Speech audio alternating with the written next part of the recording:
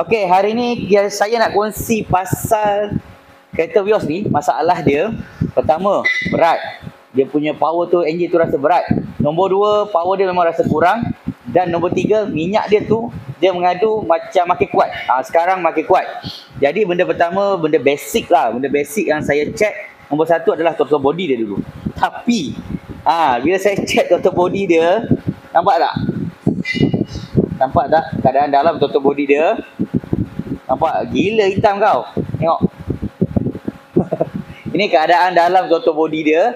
Okey, throttle body ni kalau dah macam ni memang kotor lah. Dan memang kotor, memang perlu diservis. Okey, kalau di keadaan macam ni memang ada kemungkinan power engine dia kurang dan minyak dia pun agak kuat sikit. Tapi kat sini apa yang saya nak terangkan ialah throttle body ni biasanya ada dua cara untuk kita cuci. Pertama, kita pakai spray. Kalau kita pakai spray, dia punya throttle body ni tak payah tanggalkan. Maksudnya kita terus cuci, tembak spray, start engine, rem minyak sambil kita spray cuci throttle body ni. Dan ada cara kedua, kita tanggalkan macam ni lah. Tapi apa kebaikan bila kita tanggalkan macam ni ialah, nampak tak apa saya jumpa? Nah, nampak tak?